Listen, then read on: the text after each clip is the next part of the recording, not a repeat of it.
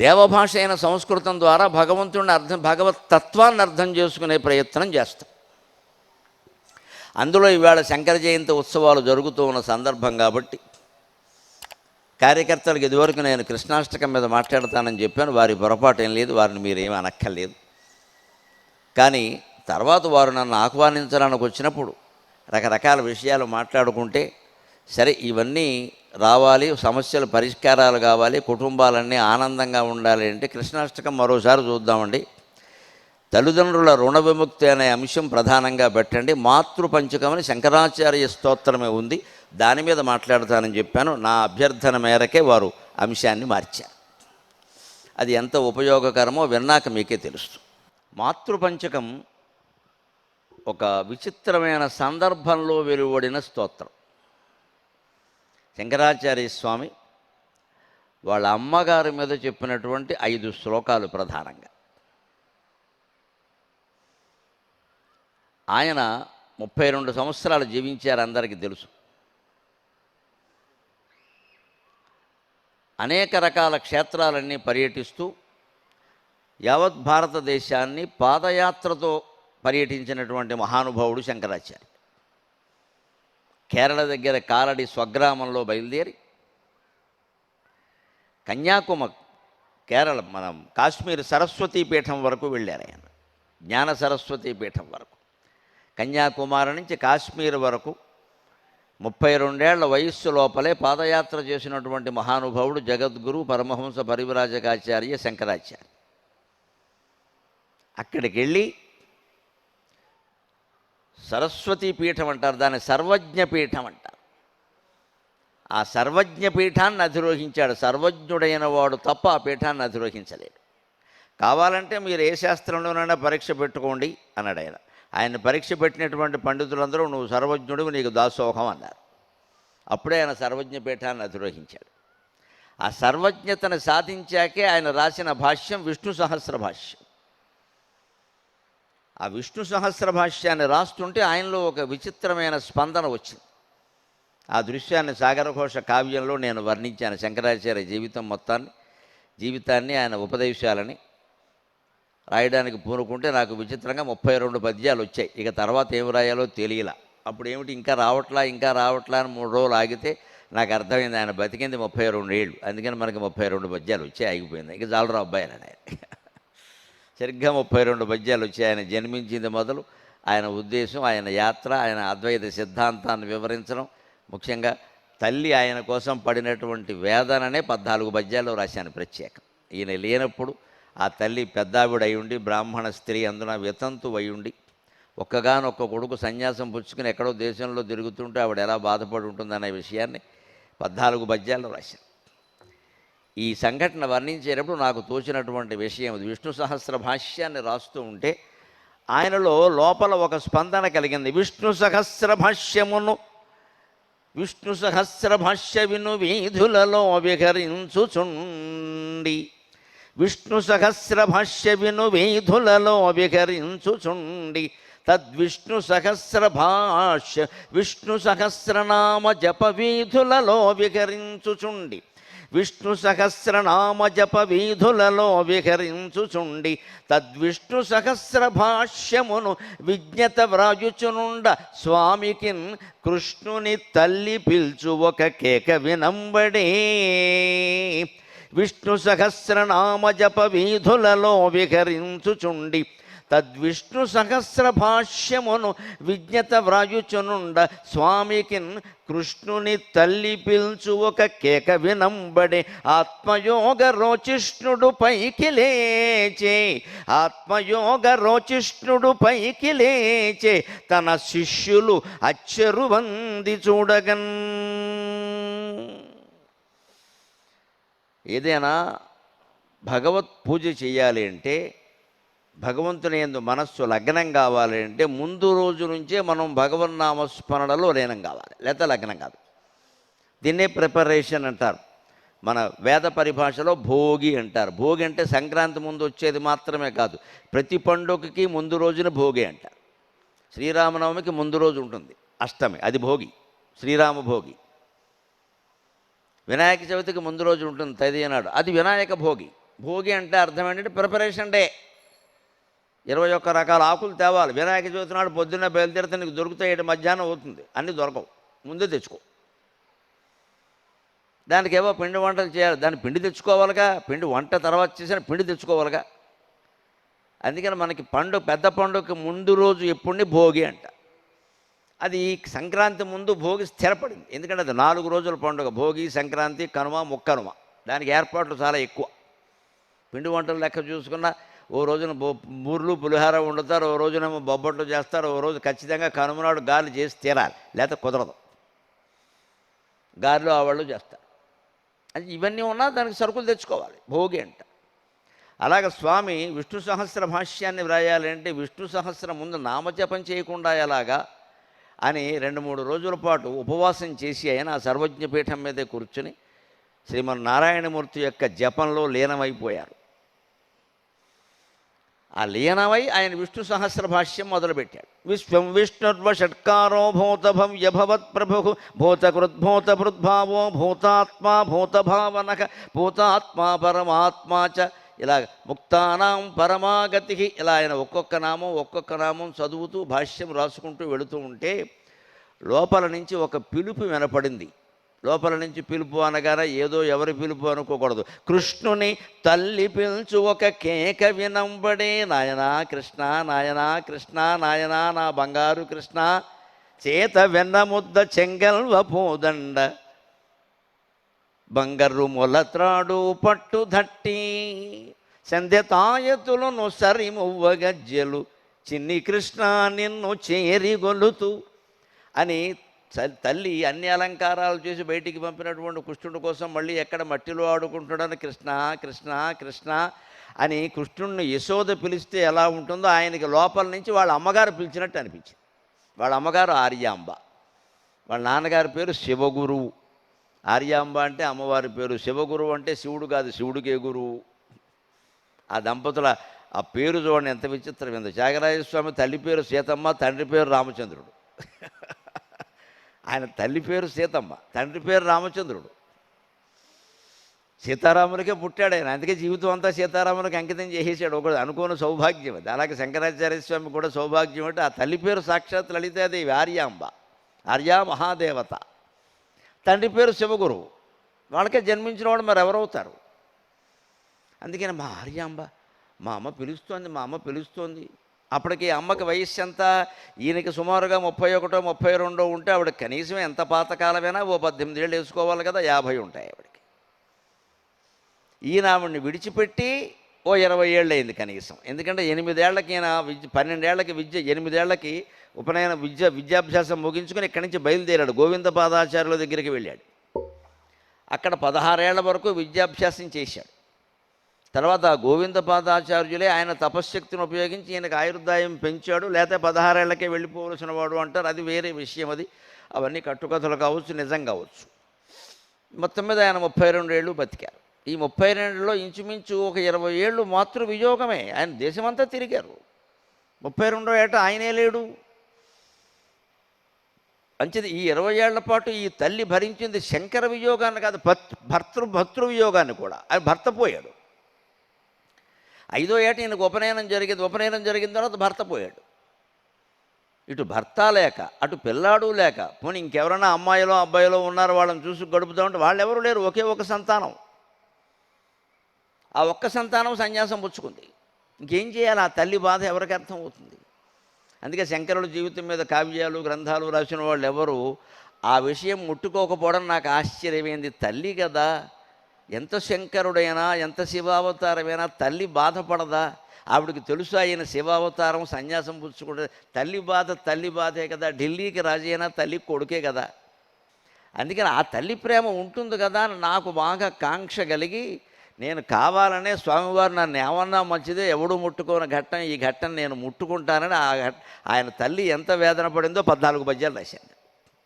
కొన్ని వేళ సందర్భానుసారం వస్తాయి. దానికంటే మా ఇంట్లో అనుభవం నాకుంది. మా 5 అన్నదమ్ముల్లో మా మధ్యలో వాడు సుబ్రహ్మణ్య శాస్త్రి అని 3వ అతను 21 సంవత్సరాలకి ఇంట్లో వెళ్ళిపోయాడు. ఈ రోజు వరకు రాలా. 7771. ఈరోజు 2026, 50 ఏళ్ళు దాటిపోయింది. వాడు ఎక్కడైనా భగవంతుడి దయ వల్ల క్షేమంగా ఉంటే వాడికి 75 ఏళ్ళు ఉంటాయి, పైనే ఉంటాయి. ఇంకా 1950లో పుట్టాడు వాడు, అదొక 50-75 ఏళ్ళు పైన ఉంటాయి. ఇంతవరకు రాలేదు ఇంటికి. 21 ఏళ్ళు, 71 అప్పుడు నేను 10th క్లాసు ఏదో చదువుతున్నాను, అప్పుడు వెళ్ళిపోయాడు. ఎంతవరకు రాలా. మా అమ్మగారు 2012 వరకు బతికారు. అంటే 25, 12, 37 సంవత్సరాల పుత్ర వియోగాన్ని అనుభవించింది ఆవిడ. మధ్యలో భర్తృవియోగం కూడా 83లో ఎప్పుడో మా నాన్నగారు వెళ్ళిపోయారు. సరిగ్గా ఇదే పరిస్థితి శంకరాచార్య తల్లి పరిస్థితి. భర్త లేక పుత్రులు ఎంతమంది ఉన్నా ఒకరే, ఏ చెట్టుకి ఎన్ని కాయలున్నా ఏ కాయ కాకాయే. మా అమ్మ సంగతి చూసేవాడిని నేను. వెళ్ళిపోయిన కొత్తలో అలా అస్తమానం ఏడుస్తూనే ఉండేది పాపం, మా సుబ్బన్న మా సుబ్బన్న మా సుబ్బన్న. చివరికి 2012లో వాడు చనిపోయే వరకు మేము హైదరాబాద్ వచ్చాక మాతో ఉన్నప్పుడు కూడా సుబ్రహ్మణ్య షష్ఠి వస్తే గుమ్మంలో కూర్చునే. సుబ్రహ్మణ్య షష్ఠి వాడు పుట్టినరోజు, ఆ రోజు పుట్టాడు కాబట్టి సుబ్రహ్మణ్య శాస్త్రి అని పెట్టి, ఏమిటమ్మా గుమ్మంలో కూర్చుంటున్నావు, ఇదేమిటి డిసెంబర్ నెలది చలి ఇస్తుందమ్మా అంటే, నా కొడుకు వస్తాడరా అనేది ఆవిడ. ఏమంటావు, నా కొడుకు వస్తాడరా, పుట్టినరోజు రా, వాడికి నేను గుర్తొస్తాను రా, అమ్మ కదా వస్తాడేమో రా, నువ్వు తలిపేకనేది. నాకు పిచ్చెక్కినట్టు ఉండేది అసలు. ఇంతమంది కుమారులు ఉన్నాం, ఇంకా 2 కుమార్తెలు ఉండగా కూడా ఆ తల్లి వెళ్ళిపోయిన కొడుకు కోసం అంత బాధపడింది అంటే, ఒక్క కొడుకే ఉన్న ఆర్యాంబ ఎంత బాధపడి ఉంటుందండి. అనుమానం ఏదైనా ఉందా? నేను కవిని, వేళటికి మీతో మాట్లాడే సమయానికి 11,232 పద్యాలు అల్లినటువంటి కవిని. నేను ఎలా ఊరుకుంటాను రాయకుండా? 11,232, అందులో 1116 ఇందాక సహస్రావధానంలోనే చెప్పారు. 1000 మంది పండితులు అడిగితే వాళ్ళు ఒక పాదం ఇస్తే మిగిలిన 3 పాదాలు 3 వాయిదాల్లో పూర్తి చేసి మొత్తం మీద 20 రోజుల్లో 1000 పద్యాలు పూర్తి చేసి, అందులో 75% 750 పద్యాలు 21వ రోజున ఉదయం 9 నుంచి రాత్రి 9 10 మొత్తం 750 అప్పగించాకే వేదికి దిగాం. అందుకే ధారణ బ్రహ్మరాక్షసుడు అన్నారు. అంతే, ఇంకా ఏమన్నారో తెలియక. మరి అన్ని పద్యాలు అల్లిన వాడికి నాకు అనిపించదా కవిత్వం అంటే ఏమిటి? ఇంకా ఏమైనా సరే స్వామివారు నన్ను కోప్పడినా మంచిదే, నన్ను దోషం చేసావరా, మా అమ్మకి అన్యాయం చేశానంటావా నన్ను, మరి కవిత్వం అంటే అలాగే ఉంటుంది అన్నా సరే, లేదు తల్లి బాధ తల్లి బాధే కదా మనం రాయాల్సింది అని నేను స్వామివారి పటం ముందు 3 రోజుల పాటు ఏడ్చి రాయనా వద్దాయని ఆయన అడుగుతున్నట్టే ఏడ్చి, నాకు మనస్సులో 10 సార్లు రాయాలని అనిపించాకే స్వామివారు అనుమతి ఇచ్చారని రాశాను. నిజంగా ఆ వేదనంతా ఇవాళ శంకరాచార్య కవిత్వంలో కనపడుతుంది. మధ్యలో ఆ పద్యాలు కూడా వస్తాయి. మానవ సంబంధాలు ఎటువంటివి అంటే, ఎన్ని ఉన్నా సరే ఉన్నదేదో లేకపోయేసరికి మనకు దాని వియోగానికి బాధపడతాం ఖచ్చితంగా. సంసారం అంటేనే అంత, జీవితం అంటేనే అంత. డబ్బో వస్తువులో వేరే విషయం. మనుషుల్ని ఎలా వదిలేస్తామండి? మనుషుల్ని ఎలా వదిలేస్తాం? వెళ్ళిపోయిన వ్యక్తి పెద్ద ఉద్యోగస్తుడు కావచ్చు, కాకపోవచ్చు, అతనికి పెళ్ళవచ్చు, కాకపోవచ్చు, ఐశ్వర్యవంతుడు కావచ్చు, అందంగా ఉండకపోవచ్చు, కొడుకో తమ్ముడో అన్నో భర్తో ఎవరైనా కానీ ఎలా వదిలేస్తాం? అందుకని నాకు అనిపించి ఈ ఘట్టాలని 32 పద్యాల్లో ఆయన 14 పద్యాలు మాతృవేదనకే కేటాయించారు. అందుకే ఆయనకు కూడా ఒక్కసారి మా అమ్మ మా అన్నయ్య కోసం అరిచినట్టే ఆయనకి మా అమ్మ పిలుస్తోంది, ఆర్యాంబ ఎక్కడో కారడిలో ఉంది, ఒక పూరి గుడిసెలో ఉంది, సాటి బ్రాహ్మణులు అక్కడ బంధుమిత్రులు ఎవరో ఉన్నారు, వాళ్ళు చూస్తున్నారు. ఆవిడ వంట 50 ఏళ్లే కదా, పెద్ద ఇబ్బంది లేదు, వంట వండుకుంటుంది. అప్పట్లో 90 ఏళ్ల వాడు కూడా వంట ఉండేవారు. వంట సమస్య కాదండి, ఒక బ్రాహ్మణ వితంతువుకి చాలా సమస్యలు ఉండేవి పూర్వం. వితంతువు ఉంటాయి, అందులో బ్రాహ్మణ వితంతువు ప్రత్యేకం. ఇంకాస్త సూటుపోటు మాటలు అవమానాలు ఎక్కువ. ఇది ఒక కర్మ. ఇది ఎవరో కాదు, సాటి వాళ్ళే, బంధువులే అంటారు. ఇక్కడ పొద్దున్నే కూర్చుంది బయట అంటారు, బయట కూడా కూర్చోకూడదు, అప్పుడు కాలక్షేపం ఉండద్దా? ఇలా రకరకాలంటే ఇక ఆ భర్తలను వాళ్ళు ప్రేమించారో గత్యంతరం లేక గౌరవించారో నాకు అర్థం కాదు ఇప్పటికి. వీడు పోతే మనకి ఇబ్బంది అని గౌరవించి ఉంటారు బహుశా. అంతే. నిజంగా ప్రేమించాల, కష్టం అది. నిజంగా ప్రేమించాలంటే మధ్యలో అవసరాలు షరతులు ఉండకూడదండి. ఏ అవసరాలు ఏ షరతులు లేకుండా మీరు భార్యనో భర్తనో పిల్లలనో ప్రేమించండి, అక్కడ ప్రేమ. అది మీరు షరతు పెట్టారంటే అది ప్రేమ కాదు, అది ఇష్టం. పిల్లలేనా అంతే. మావాడు బాగా చదువుకుంటాడండి అందుకని ప్రేమించాం, లేదు, దాన్ని ఇష్టం అంటారు. నువ్వు వాడిని ప్రేమించదలుచుకుంటే చదువుకోపోయినా ప్రేమించు. వాడు అన్నం తిని సుఖంగా ఉండడం ముఖ్యం, మంచి ర్యాంక్ తేవడం ముఖ్యం కాదు ఇక్కడ, అది వేరే విషయం. అది కానీ ప్రేమించడానికి ఈ షరతులు అవసరం లేదు. భార్యాభర్తల మధ్యలో ఇవాళ 100 షరతులు వచ్చాయి, అందుకే ప్రేమలు ఆగిపోయాయి. ఇలా ఉంటాడనుకున్నాను, అలా ఉన్నాడు, ఎలా ఉన్నా ప్రేమించాలమ్మా. భార్య అయినా అంతే. అలా అనుకోవడమే తప్పు. నువ్వు ఎందుకు అనుకున్నావు? అనుకోకుండా ఉంటే గొడవ లేదు. నన్ను ఎప్పుడో ఒక ఆయన 4 నెలల క్రితం అడిగాడు, ఈ మధ్య నేను ఏమనుకున్నా అవడం లేదండి, ఏమిటో బాధగా ఉంది, ఏమనుకున్నా అవడం లేదు, ఏం చేయమంటారన్న. అనుకోవడం మానే అన్నీ అవుతాయని చెప్పాను నేను. ఎందుకు అనుకోవడం? శ్రీకృష్ణుడు అనుకున్నవి అవ్వలేదు. కృష్ణరాయబారం కన్నరాయబారం. మనం ఆయనకంటే గొప్పవాళ్ళం అయిపోయాం అక్కడ. అవ్వకపోయేసరికి మానవ సంబంధాల్లో తేడా వచ్చేస్తుంది. అంటే అంతేనా? భార్యాభర్తల అనుబంధం, పిల్లల అనుబంధం ఇచ్చిన తేడా వచ్చే అంతే. ఇంకా ఏమున్నా తాళి కట్టాం, కట్టుబడి ఉండాలి. పిల్లల్ని కన్నాం, పిల్లలకు కట్టుబడి ఉండాలి. అది నేను మా ఇంట్లో మా అమ్మ దగ్గర చూసా. అది వాడు వెళ్ళిపోయాడు, వాడు ఏదో బీఎస్సీ సెకండ్ ఇయర్ చదువుతూ వెళ్ళిపోయాడు. ఏం లేదు, బాటనీ పరీక్షలో 1 మార్కు తక్కువ వచ్చింది. ఆ 1 మార్కు బాధ అయిపోయింది. వాడు ఎవరు ఏమీ అనలేదు. అతనే బాధపడిపోయాడు. ఊళ్ళో ఎవరికి జరిగింది నాకు జరిగింది అన్నట్టు వెళ్ళిపోయాడు. ఏం చెబుతాం? ఒక్కోసారి క్షణికావేశం. వెళితే వెళ్ళొచ్చు, మళ్ళీ రావాలి. ఇంతవరకు రాలేదు. అక్కడికి నేను బాగా ప్రసిద్ధుండి అయినప్పుడు మా అమ్మ ఉన్న రోజుల్లో కూడా, ఒరేయ్ నువ్వు ప్రతి సభలో సుబ్బన్న పేరు చెప్పరా అనేది. బాగుండదమ్మా అంటే, చెప్పరా పర్వాలేదు, బోళ్ళు విషయాలు చెబుతావు అన్నయ్య గురించి చెప్పడానికి.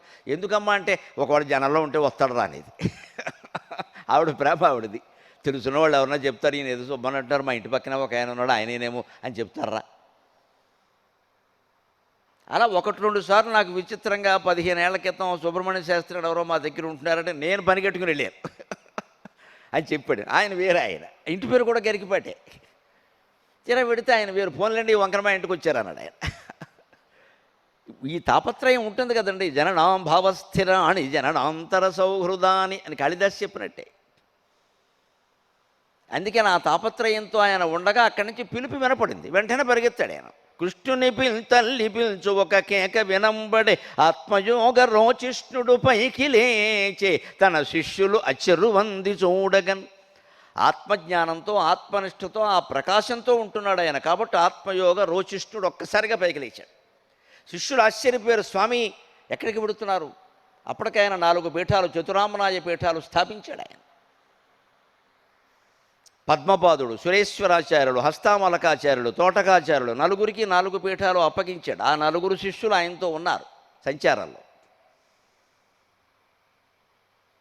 ఆ 4 శిష్యులు ఆశ్చర్యపోయారు. ఇంకా కొంతమంది ఉన్నారు. ఏమిటి ఎక్కడికంటే, మీకు తెలియదు, మీరుండండి, మీరు ఇక్కడే ఉండండి, నాతో పాటు రాకండి, మీరు రాలేరు, వద్దు. అంతే. అష్టసిద్ధులు కలిగినటువంటి మహానుభావుడు, ఆంజనేయ స్వామితో సమానమైన వాడు కాబట్టి అంతే. అణిమ మహిమ గరిమ లఘిమ ప్రాప్తి ప్రాకామ్యం ఈశత్వం వశిత్వం చ అష్టసిద్ధయక అని తన సిద్ధులను ఉపయోగించి ఒక్కసారిగా లఘిమ తేలికై గాల్లోకి ఎగిరాడు. అదే వేగంతో కాలడికి పరిగెత్తుకొచ్చాడు ఆయన. కాబట్టి రాగలిగాడు. లేకపోతే రైలు ఎక్కితే ఈవిడ వెళ్ళిపోయాక మనకు సామెత ఉంటుంది, మందు కోసం పంపిస్తే మాసికానికి వచ్చాడని. ఒక్కొక్కడు ఉంటాడు అలాగే, బాగా వేగంగా ఉంటాడు పాపం. మామగారికి ఇంట్లో బాగులేదని మందు కోసం పంపించారట.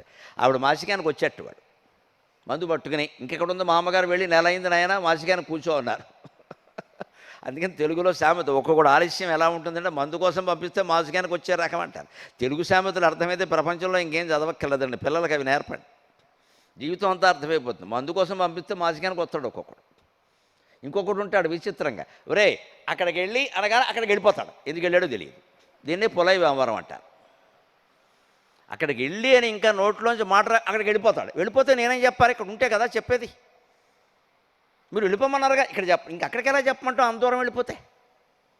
ఇదే ఓవర్ స్పీడ్. అది పనికిరాదు. ఈ మందు కోసం వెళితే మాసికానికి వచ్చే రకం పనికి ముందు విషయం అర్థం చేసుకోవాలి కదా. అక్కడికి వెళ్ళి అనగానే పూర్తిగా వినాలి. దానికి వెళ్ళేటప్పుడు ఏమైనా పట్టుకెళ్ళాలో మనం చాలామంది బజార్కి వెళ్తాం. ఏం చేస్తాం తెలుసా? మందులు కొనుక్కోవాలి, డాక్టర్ గారి దగ్గరికి వెళ్ళాలని పెడతాం. ఎంత అజ్ఞానం. డాక్టర్ గారు ఏమంటాడు? ఇదివరకు ప్రిస్క్రిప్షన్ ఏదమ్మా అంటాడు. శ్రీమతే రామానుజాయ నమః, వెళ్ళిపోయింది ఎక్కడికో అది. పాత ప్రిస్క్రిప్షన్ చూస్తే డాక్టర్ గారు వెంటనే మందులు రాస్తాడు. లేదా ఆయన కావాలి ఇవన్నీ బుర్రలో పెట్టుకున్నాడేంటి? లేదా కొంతమంది డాక్టర్లు తెలివైన వాళ్ళు, మనం ఇంకా రాకుండానే కారు చూడగానే మందులు రాసేస్తారు. నమశివాయ, కారును బట్టి మందులు ఉంటాయి. అలాంటి వాళ్ళ బారిన పడకుండా ఉండాలంటే మనం పాత ప్రిస్క్రిప్షన్ చూపించి, అయ్యా నాకు ఇదివరకు వచ్చింది మోకాలు నొప్పి, ఇంతకంటే ఏం లేదు, నువ్వు అనవసరంగా పెంచక దీన్ని, ఇన్సూరెన్స్ ఉంది కదా అని పెంచేయక అని చెబితే అప్పుడు సరిగ్గా రాస్తాడు. ఇదే బజార్కి వెళ్ళేటప్పుడు 3 విషయాలు గుర్తుపెట్టుకోవాలి. ఎదురు, డబ్బు, సంచి. ఎదురు ఏం పట్టుకెళ్ళాలి? మందులు కొనాలంటే ఏ మందులు చీటీ రాసింది పట్టుకెళ్ళొద్దా? లేకుండా అక్కడికి వెళ్ళి మందులు ఇవ్వండి అంటే వెనకడికి కూడా బస్సు ఎక్కి మా ఊరికి టికెట్ ఇమ్మన్నమాట. మీ ఊరు ఎవరు? మా ఊరు తెలవదా? ఎక్కడ పుట్టాను? ఈ దెబ్బలాటి ఏమిటి ఇక్కడ? వాళ్ళ ఊరు వాడికి ఫేమస్ కావచ్చు, అందరికీ తెలియదు. మా ఊరు తెలవదా? అయితే మీ ఊరు అదేంటి అలా మాట్లాడతావు, తెలంగాణలో పుట్టి మా ఊరు తెలవకపోవడం ఇది ఆ ఊరు ఏమిటో చెప్పట్లేదు వీడు. ఇలాగే ఉంటుంది కొందరు వాదన. మా ఊరికి టికెట్ ఇవ్వండి అలాగా, మీ ఊరు ఏమిటో చెప్పాలి కదా, కండక్టర్ని ఊళ్ళని గుర్తుపెట్టుకుంటాడా? అందుకని ఎదురు పట్టుకెళ్ళాలి, అక్కడ మందులు కోవాలంటే మందుల చీటీ పట్టుకెళ్ళాలి. అలాగే డబ్బు, దానికి 10 రకాల వస్తువులు ఉన్నాయి, 10 రకాల సరిపడా డబ్బు ఉందా లేదా, 10ంటికి వెళ్ళి 10,000 అవుతుంది, నీ దగ్గర 5,000 ఉన్నాయి, ఏం చేస్తావు? అంతేకాదు, అన్నిటికంటే ముఖ్యం సంచి పట్టుకెళ్ళాలి. ఇవాళ అది పట్టుకెళ్ళరు, మొత్తం 16 ప్లాస్టిక్ బ్యాగులు పట్టుకొస్తారు ఇంటికి, అవన్నీ బయట పారేస్తారు. ఖచ్చితంగా నేనైతే ఇంట్లో బజార్కి వెళ్ళేట్టు 15 రోజులకు ఒకసారి ఖచ్చితంగా పెడతాను. ఇంట్లో పప్పు ఉప్పు కిరాణం సహా నేనే తెస్తా, ఇల్లాలు సాక్షి, అడగండి, ఏం అనుమానం లేదు, మొత్తం అన్నీ తెస్తా. నూనె డబ్బాలు సహా మొత్తం ఏం కావాలో అవి తేవలసిందే, ప్యాకెట్లు అన్నీ రాసుకుని తెస్తా ఓపిగ్గా. అన్నీ చీటీ మీద రాసుకుంటా, మనసులో గుర్తుపెట్టుకుంటా, మళ్ళీ చీటీ చూడడం ఉండదు. ఇంకా 3 గంటల పాటు తిరుగుతాను, ఎండ కొండ ఏదైనా కానీ అన్ని దుకాణాలకి నేను వెళ్ళాల్సిందే. పెడతాం, అక్కడ తిరగడం కష్టం, నేను తిరుగుతాను, పట్టుకొస్తాం. అప్పుడు సంచి, దానికోసం 2 సంచులు కావాలి, కిరాణం సామాన్లకు వేరే సంచి, కూరగాయలకి వేరే సంచి. బ్యాంక్ పనులు ఉంటే పాస్బుక్ ఏదో పట్టుకెళ్ళాలి కదా, లేకుండా వెళ్ళిపోతే ఆయన ఏం చేస్తాడు, గుండె మీద రాస్తాడా? ఇదే ఎదురు డబ్బు సంచి ఆందోళన లేకుండా ఉండాలంటే ఈ పని చేయండి. బజార్ పనుల మీద బయటకు వెడుతున్నారంటే 3 విషయాలు గుర్తుపెట్టుకోండి. ఎదురు ఏం పట్టుకెళ్ళాలి, డబ్బులు ఎన్ని పట్టుకెళ్ళాలి, సంచులు ఎన్ని పట్టుకెళ్ళాలి. పట్టుకెడితే అయిపోయాయి, మొత్తం హాయిగా వస్తాం. ఏమీ లేకుండా కాళ్ళు ఊపుకుంటూ వెళ్ళిపోయి మాటికి ఫోన్లు, అక్కడ సంచి ఉంది, ఇక్కడ డబ్బు ఉంది, అది పట్టుకెళ్ళలేదు. ఎందుకు వచ్చిన గొడవ ఇది? ఇదే మేనేజింగ్ వైఫల్యం అంటే, నిర్వహణ సామర్థ్యం లేకపోవడం అంటే ఇది. ఆఫీసులో నిర్వహణ ఉంటే సరిపోదు, ఇంట్లోనూ ఉండాలి. అందుకని ఆయన ఆకాశ మార్గంలో వచ్చాడు. వచ్చిన వెంటనే తల్లి అక్కడ ఉంది, అంతిమ స్థితిలో ఉంది. వెంటనే ఆయన ఉపదేశం ప్రారంభించాడు, మందులు కాదు ఇక్కడ.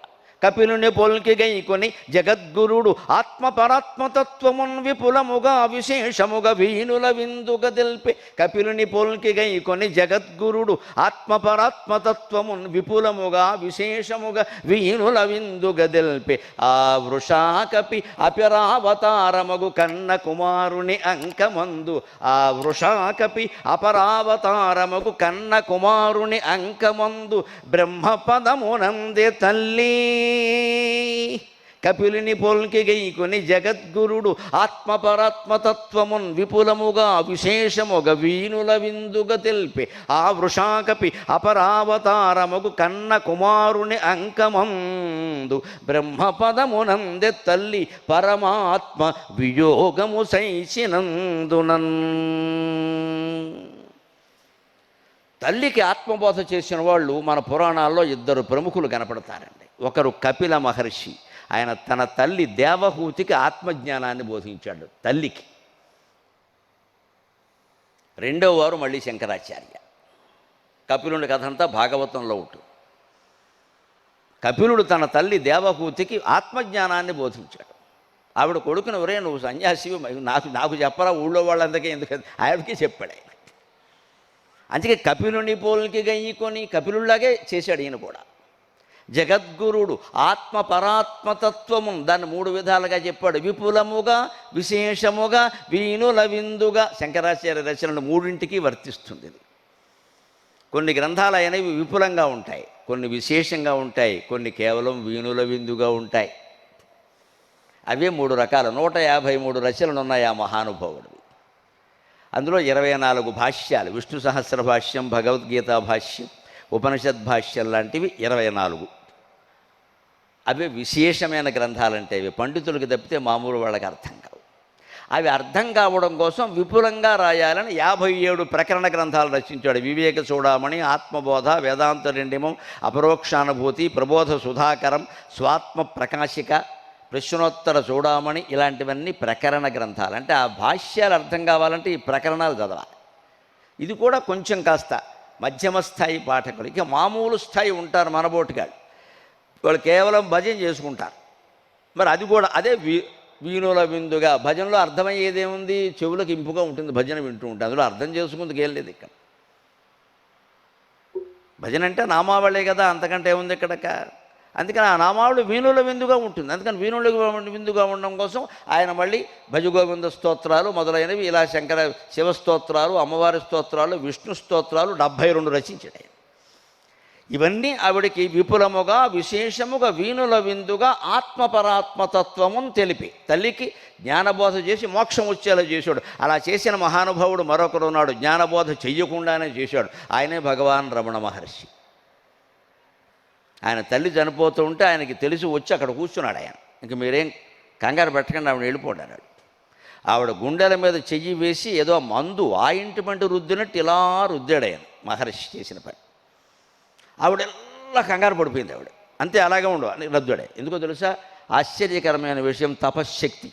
ఆవిడ అనుభవించవలసిన జన్మల కర్మ బంధాలన్నీ 12 నిమిషాలు గుండెల మీద రుద్దడం ద్వారా రమణ మహర్షి మొత్తం రద్దు చేశాడు. ఆయన తపశ్శక్తి అటువంటిది, మొత్తం రద్దు. దీన్నే హస్తమస్తక సంయోగం అంటారు. హస్తమస్తక సంయోగం ద్వారా కూడా జ్ఞానం కలిగేలా చేస్తారు. ఈయన మొత్తం రద్దు చేశాడు. ఒకటి కోఆపరేటివ్ సొసైటీ రుణాలు నాయకులు రద్దు చేసినంత తేలిగ్గా. ఎందుకని ఆవిడ గిలగిల్లాడిపోయింది రమణ మహర్షి తల్లి? అవన్నీ అనుభవించేసింది ఆవిడ చాలా స్పీడ్గా.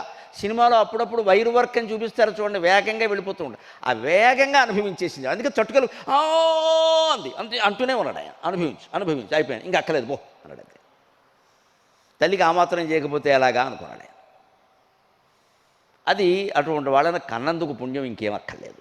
అది రమణ మహర్షి తల్లి అదృష్టం. మరి ఈయన అదృష్టం ఏంటంటే నేను చెప్పే ఈవిడ అదృష్టం. పరమాత్మ వియోగము సైసినందున ఈవిడ దగ్గరే ఉంటే ఆవిడ చెప్పినట్టు విని పెళ్లి చేసుకుంటే ఏం జరిగేదండి?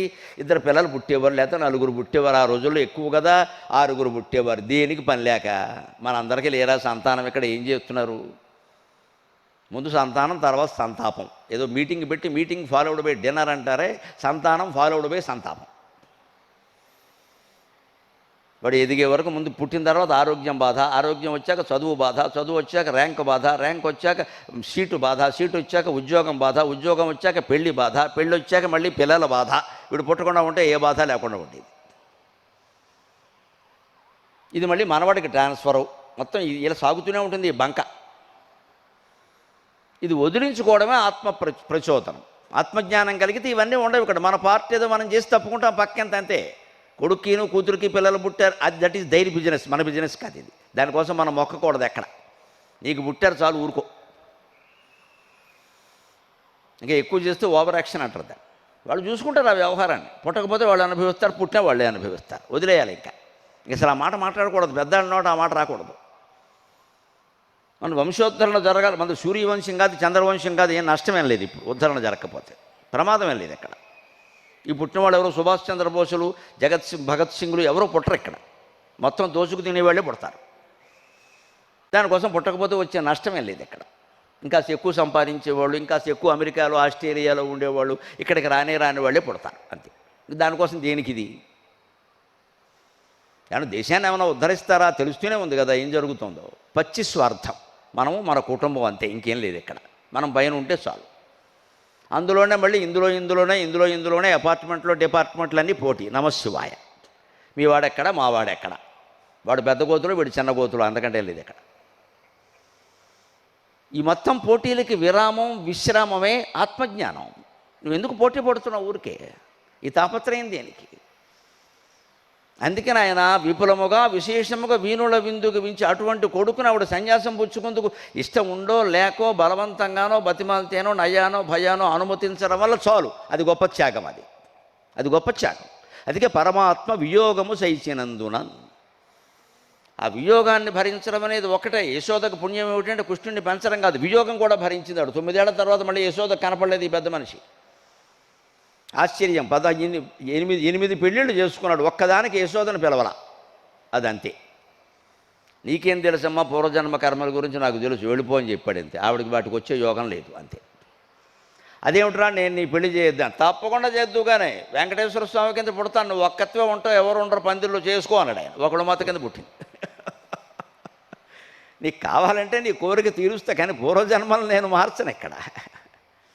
అది ఏదో చేసావు నువ్వు, దాన్ని అనుభవించాలి. నీకు నా పెళ్లి చూసే యోగం లేదు, తీసేయి. అవన్నీ దేవకీదేవి. ఆవిడకి ఏ యోగం లేదు. 8 ఏళ్ల పాటు ఆవిడకి వియోగం తప్పలా, జైల్లోనే ఉంది ఆవిడకి ఆ యోగం లేదు, నీకు ఈ యోగం లేదు, అంతే, వదిలేయి అన్నాడు. మనమేనా అంతే. జీవితంలో ఏదైనా అనుకోనివి సంభవిస్తే ఆ యోగం మనకి లేదు, వదిలేయి ఆ విషయం. ఎంత ప్రయత్నించినా రావట్లేదంటే మాట్లాడకుండా ఊరుకో, ఆ యోగం లేదు, వదిలేయి. సంతాన యోగం లేదు, కొందరికి ఐశ్వర్య యోగం కూడా ఉండదు. కానీ ఎప్పుడు సుఖంగా ఉంటారండి. డబ్బు దగ్గర ఎక్కువ ఉండకపోవచ్చండి. కొంతమందిని గమనించండి మీరు, డబ్బు ఉంది లేదనేది వాళ్ళు పట్టించుకోరండి. ఇంట్లో అందరూ కణుగు మెణుగు మాట్లాడుకుంటూ ఆనందంగా ఉంటారు. డబ్బు దేనికండి? ఆనందంగా ఉంటారు.